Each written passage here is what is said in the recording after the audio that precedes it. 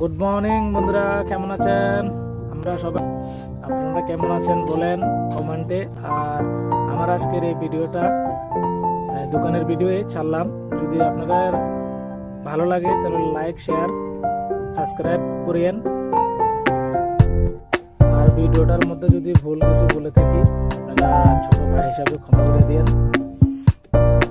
ঠিক আছে?